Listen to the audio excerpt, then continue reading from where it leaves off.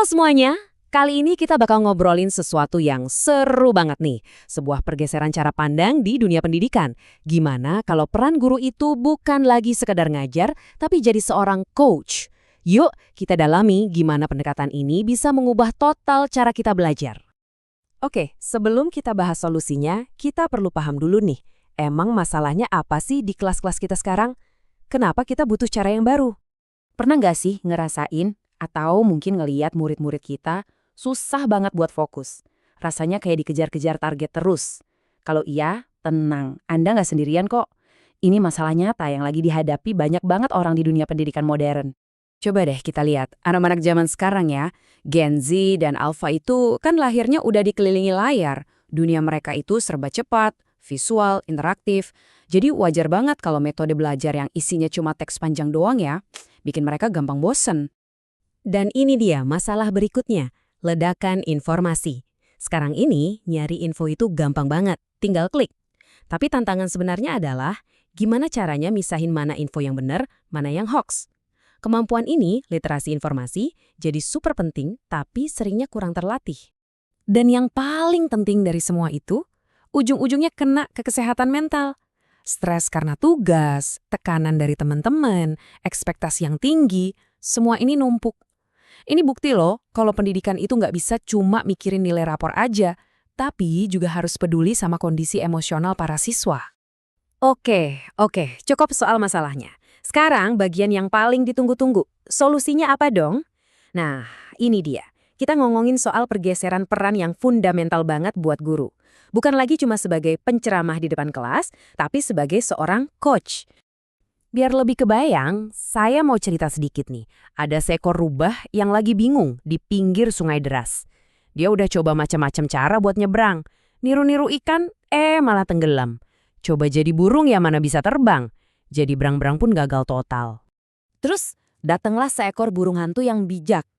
Dia nggak ngasih tahu jawabannya. Sama sekali nggak. Dia cuma nanya satu hal simpel tapi dalam banget. Rubah, jadilah dirimu sendiri. Kalau seekor rubah, kira-kira apa yang bakal dia lakuin? Wah, ini dia kuncinya.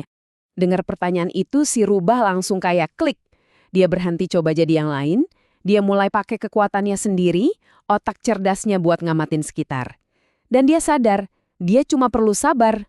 Benar aja, beberapa jam kemudian, air sungainya surut dan dia bisa nyebrang dengan gampang banget. Kisah tadi itu, itulah inti dari coaching dalam pendidikan. Keren kan? Jadi, seorang coach itu tugasnya bukan ngasih contekan atau jawaban, tapi justru bantu muridnya buat menggali potensi dan nemuin solusi dari dalam diri mereka sendiri. Intinya, bantu mereka belajar, bukan mengajari mereka. Terus, apa sih yang bikin coaching ini beda? Apa aja prinsip-prinsip dasarnya? Yuk kita bedah bareng-bareng. Nah, ini dia intinya. Pertama, ini soal kemitraan. Posisinya setara, bukan guru di atas, murid di bawah. Kedua, ini proses yang kreatif, obrolan yang memancing ide-ide baru. Ketiga, tujuannya jelas, memaksimalkan potensi si murid biar mereka nemu jalannya sendiri. Dan yang paling krusial, ini sifatnya non-direktif. Coach itu lebih banyak bertanya daripada nyuruh. Nah, tabel ini ngejelasin banget bedanya. Sering kan kita bingung, coaching, mentoring, konseling, apa bedanya sih? Lihat deh. Kalau konseling itu fokusnya lebih ke masa lalu buat menyembuhkan. Mentoring itu berbagi pengalaman. Nah, coaching ini orientasinya ke masa depan, fokus ke tujuan dan performa. Oke, teorinya keren. Tapi pertanyaannya, gimana caranya guru yang super sibuk bisa nerapin ini di kelas? Tenang, ada kok model-model praktis yang bisa langsung dicoba. Di Indonesia, salah satu yang paling terkenal itu model Tirta. Ini kayak resep percakapan yang simple banget. T untuk tujuan. Kamu maunya apa? I untuk identifikasi, sekarang kondisinya gimana? R untuk rencana aksi, oke, langkah kamu apa? Dan TA, tanggung jawab. Gimana caranya kamu komit sama rencana ini? Gampang kan ngikutinnya? Dan ingat, coaching itu nggak harus kaku dan formal loh.